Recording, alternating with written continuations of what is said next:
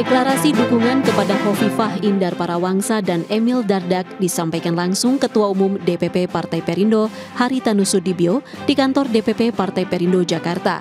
Dukungan tertulis diberikan secara resmi setelah melihat rekam jejak dan pengalaman selama memimpin Jawa Timur serta tingkat kepuasan masyarakat di periode pertama. HT optimis keberlanjutan kepemimpinan ini akan membuat Jawa Timur lebih baik lagi di segala sektor untuk mewujudkan kesejahteraan masyarakatnya.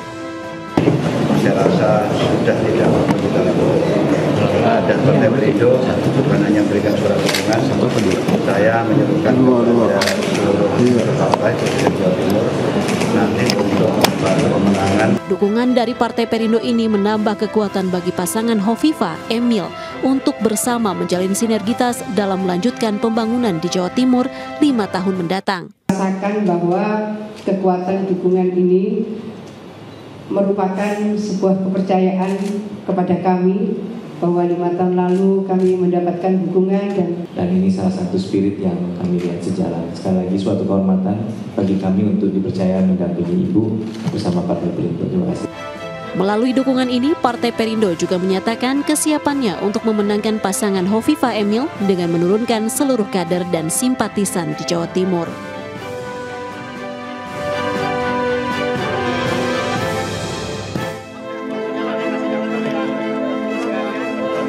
Ketua Umum Partai Golkar Erlangga Hartarto mengumumkan Golkar telah memberikan surat rekomendasi untuk mantan Gubernur dan Wakil Gubernur Jawa Timur Hovifah Indar Parawangsa dan Emil Dardak untuk bertarung kembali dalam Pilkada Jawa Timur. Pertimbangan Partai Golkar diantaranya kepemimpinan keduanya yang dinilai sukses memajukan Jawa Timur. Juga dukungan yang diperoleh Partai Golkar selama pemilu legislatif dan Pilpres lalu. Pasangan Hovifah Emil Dardak sebelumnya telah mengantongi surat rekomendasi pencalonan dari Partai Demokrat. Rekomendasi dari Partai Golkar diumumkan setelah dilakukan pertemuan antara Ketua Umum Partai Golkar Erlangga Hartarto dengan Hovifah dan juga Emil.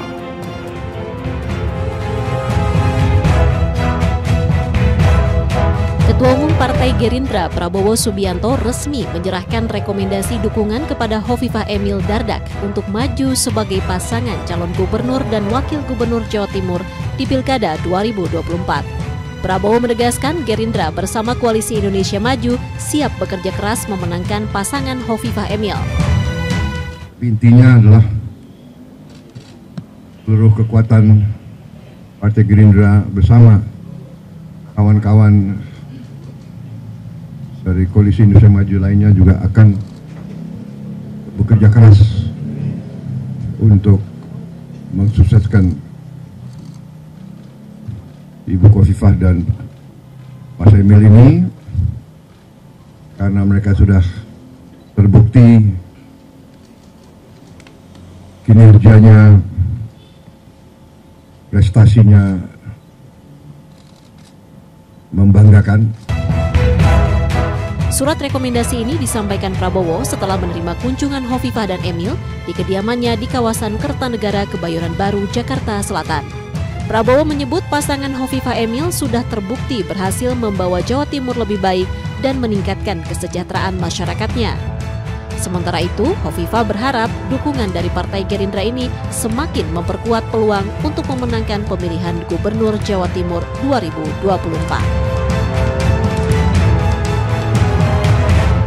Ya, tadi sudah kita lihat ya dukungan dari beberapa partai, termasuk juga Partai Perindo yang diberikan langsung oleh Pak Haritanu, Ketua Umum, memberikan rekomendasi dukungan terhadap pasangan Hovifah Emil yang diyakini mampu mensejahterakan masyarakat di Jawa Timur. Nah, kali ini saya akan tanya ke Ibu Hovifah, apa kemudian program atau apa yang kemudian akan dilakukan oleh Ibu Hovifah jika terpilih kembali sebagai Gubernur Jawa Timur periode yang kedua. Bu Hovifah, masih kita membahas bagaimana tangga menuju ke pilkada di Jawa Timur. Tadi sudah kita banyak bahas soal politik, Bu. Sekarang program kerja dan apa yang sebetulnya akan Ibu lakukan, karena tadi Ibu sudah menyinggung akan melanjutkan yang bahkan sudah menyiapkan bersama dengan Mas Emil Dardak. Apa yang sudah disiapkan, Bu, untuk 5 tahun ke depan?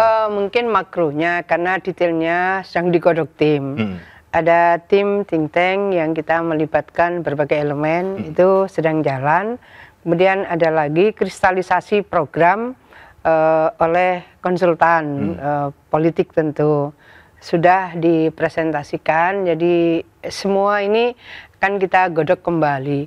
Tapi bahwa Jawa Timur itu adalah center of gravity secara geopolitik, geoekonomi, dan geostrategis bagi Indonesia. Kalau Jawa Timur itu sebagai center of gravity, maka kemajuan-kemajuan yang harus didorong oleh Jawa Timur, menurut saya basically harus berbasis SDM. Jadi ya sumber daya manusia Jawa Timur itu memang harus lebih kualitatif, harus berdaya saing.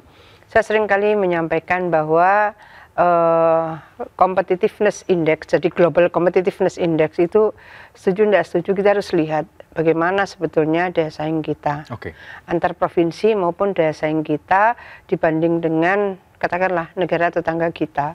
Singapura itu Global Competitiveness Index-nya luar biasa. Kemudian Global Innovation Index, jadi antara inovasi dan daya saing itu menjadi bagian yang sangat penting dan serius kami. Karena seriusnya itu untuk PIM 2, jadi LAN itu saya secara khusus minta kepada pimpinan LAN, Lembaga Administrasi Negara, bahwa PIM 2 di Jawa Timur kami mohon diberi kesempatan untuk peserta boleh studi banding ke Singapura dan Malaysia. Silakan mereka yang menentukan pesertanya, mau kemana, mau di sektor apa. Basisnya adalah data ini, kira-kira saya menyampaikan begitu. Satu soal daya saing, dua soal inovasi.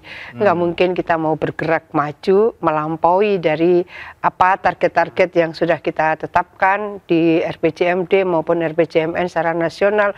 Kalau inovasi kita itu tidak progresif. Nah, membangun inovasi membutuhkan satu perspektif bagaimana sebetulnya kita melihat ekosistem internal kita, ekosistem di luar kita, ekosistem di negara tetangga kita yang kebetulan daya saing dan inovasinya sudah luar biasa. Kami bersyukur bahwa Jawa Timur diberi kesempatan oleh LAN untuk memberikan izin bagi pesertanya belajar bagaimana sebenarnya membangun inovasi dan kemudian meningkatkan daya saing. Nah, pola-pola ini antara lain yang kita ada di dalam perspektif pemikiran kami, kemudian bagaimana breakdown kalau kalangan birokrasi, bagaimana kemudian sekarang BRIDA, kita sedang berpikir soal BRIDA karena ada BRIN di tingkat pusat, BRIDA tingkat kabupaten kota dan provinsi. Malah saya sudah pernah menyampaikan beberapa yang lalu bahwa sebetulnya kita membutuhkan untuk melakukan afirmasi, kita sebenarnya membutuhkan Kementerian Pendidikan, Teknologi dan Digital.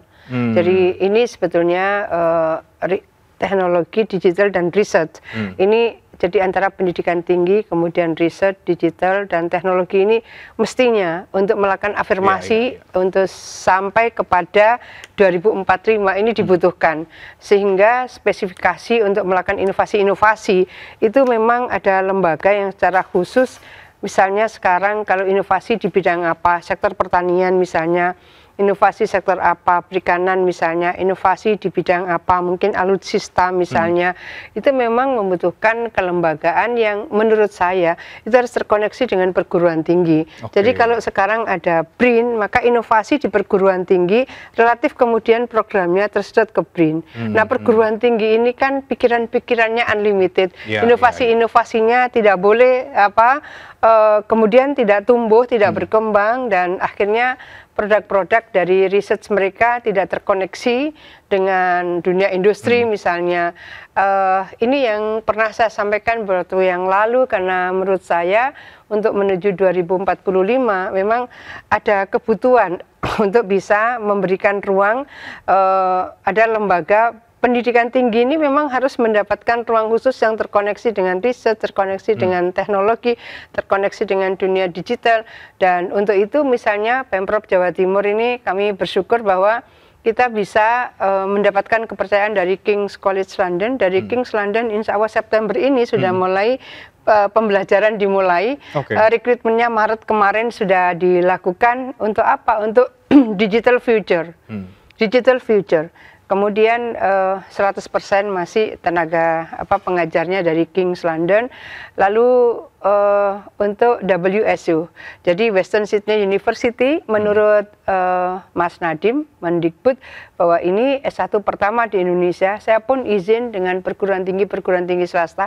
Sama sekali ini bukan kompetitor perguruan tinggi swasta di Jawa Timur karena kami ingin memberseiringi dengan tingginya industri manufaktur di Jawa Timur. Kita butuh SDM dengan spesifikasi ini. Apa itu digital innovation? Jadi yang satu digital innovation untuk S1, yang satu digital future untuk S2. Ini supaya masyarakat Jawa Timur tidak jadi penonton. Ketika industri manufaktur sudah sedemikian tinggi melampaui target nasional 2045 30%, kita hari ini sudah 35%, maka SDM Jawa Timur memang sudah harus bisa melakukan lompatan-lompatan mencangkok bagaimana sebetulnya digital future dan digital innovation. Ini yang menurut saya bahwa SDM memang memegang peranan yang sangat penting ya Bu ya. Oke. Jadi ada terfikir bahwa perlu ada BRIDA, Badan Riset di Daerah. Sudah ada. BRIDA. Jadi saya melihat birokrat ini beda perspektif berpikirnya, kemudian bagaimana mereka harus melakukan sebuah riset untuk memenuhi kebutuhan-kebutuhan dari pengambilan keputusan. Saya sendiri seringkali menyampaikan bahwa ketika policy brief sampai sudah lewat, jadi maka saya bilang kita ini butuh quick research. Jadi kalau untuk pengambil keputusan di daerah kita butuh quick research. Jadi misalnya waktu itu kita inflasi tinggi, kita butuh quick research. Kalau membutuhkan research secara normal panjang, setelah ini harus decision ini harus diambil tiap Senin ada rakor bersama Pak Menteri Dalam Negeri misalnya. Nggak nutut ini. Ketika policy brief sampai ini sudah terlewat. Maka saya bilang untuk kepala daerah butuhnya quick research. Kalau ini ingin digunakan hasil research itu memang butuhnya quick research. Nah, bagaimana kemudian research strategis jangka panjang? Ini perguruan tinggi ini luar biasa sebetulnya. Nah, SDM-nya luar biasa, ekosistemnya luar biasa. Jadi memang menurut saya kalau ada kementerian ini tentu semua otoritas ada di presiden ya. Tapi bahwa Kementerian Pendidikan Tinggi, kemudian ada digital, kemudian ada inovasi di dalamnya, riset di dalamnya, saya rasa teknologi di dalamnya itu akan memberikan percepatan dari banyak kebutuhan-kebutuhan untuk meningkatkan ya antara lain tadi itu. Jadi ada Global Competitiveness Index, ada Global Innovation Index ya. Setuju tidak setuju karena memang kita nggak bisa bergerak kalau nggak ada inovasi yang terus bisa didorong dan terukur. Jadi itu yang kemudian mungkin sudah dijalankan tapi akan baru September tahun ini insya Allah yang King's College London itu akan membuka magister degree ya di Jawa Timur. Kemudian WSU Western Sydney University itu juga September. Ketika kami mencoba membangun komunikasi dengan King's London, semua yang saya ajak diskusi, dialog, pertimbangan, rekomendasi, nggak ada yang percaya.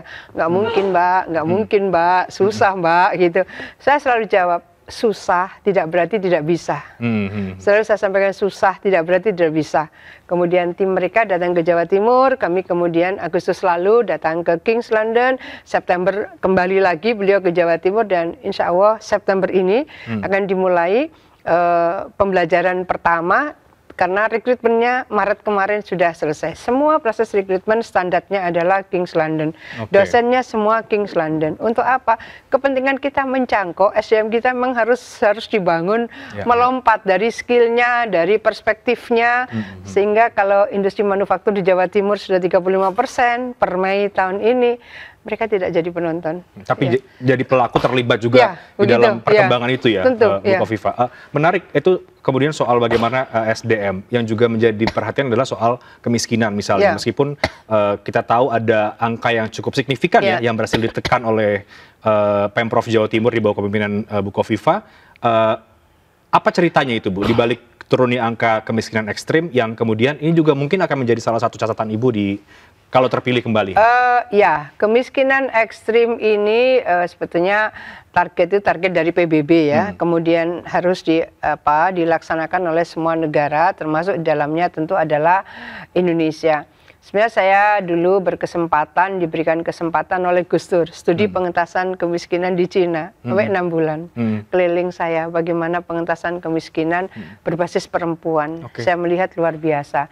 Dan kebetulan sebetulnya tahun 2007 saya ikut terlibat dari proses, waktu itu masih belum ada PKH ya, tapi saya kemudian diajak terlibat dalam proses untuk berdiskusi bagaimana program pengentasan kemiskinan di Indonesia. Dan kemudian kita berdiskusi, saya menyampaikan bagaimana beratnya perempuan dan banyak sekali kemudian kemiskinan dialami oleh perempuan, itu yang menjadikan kemudian mereka tidak mendapatkan skill secara proporsional, tidak terdidik secara proporsional, derajat kesehatan perempuan, angka kematian ibu nanti berdampak pada angka kematian bayi karena pada saat hamil mereka ada GAGI ya, gangguan gizi pada saat hamil dan seterusnya. Maka itu menjadi komponen-komponen PKH. Di komponen PKH itu memang ada komponen pada saat kehamilan, ada komponen pada saat bayi, sampai kemudian SD, SMP, SMA. Dan penerima PKH hanya perempuan. Hanya perempuan.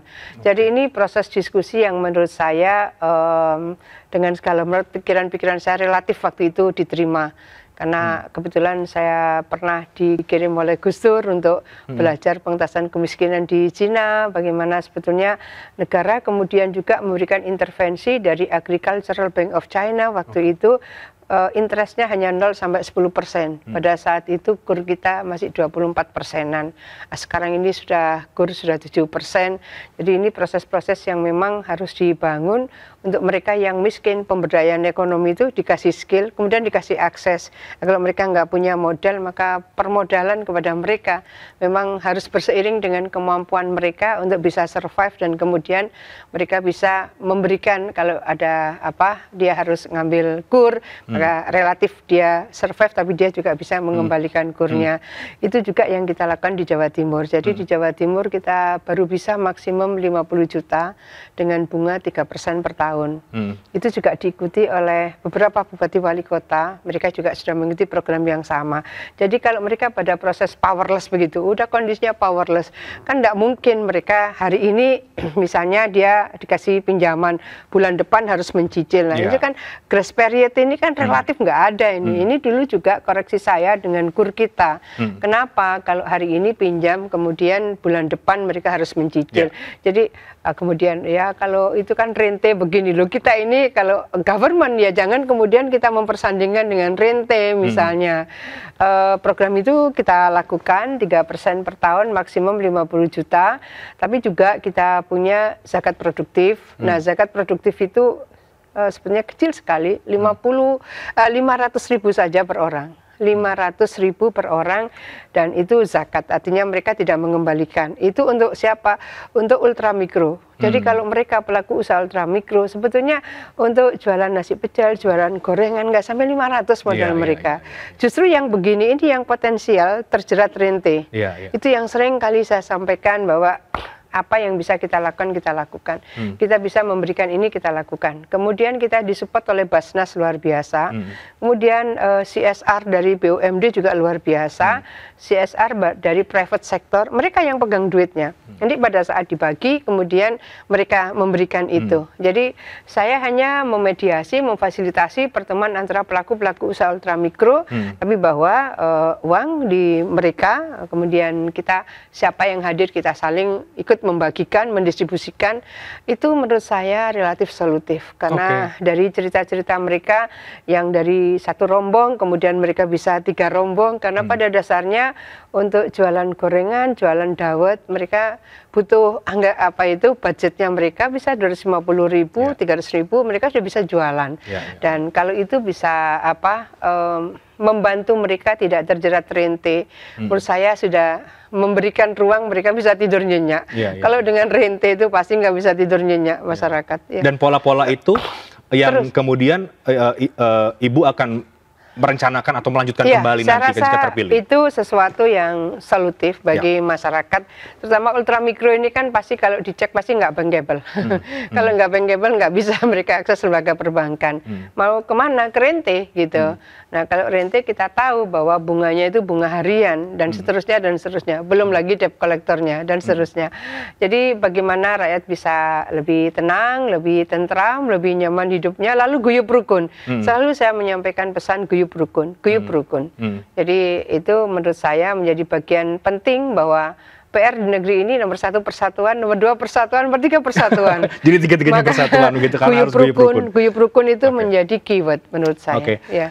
Bu Khofifah, kita jeda terlebih dahulu ya. Kita masuk nanti ke segmen terakhir juga. Saya akan lanjutkan obrolan kita dan juga apa yang sebenarnya belum selesai yang Ibu dalam kepemimpinan sebelumnya dan kemudian akan ingin dituntaskan jika terpilih lagi di periode yang kedua. Tapi kita break dulu ya. Kami akan segera kembali sesaat lagi.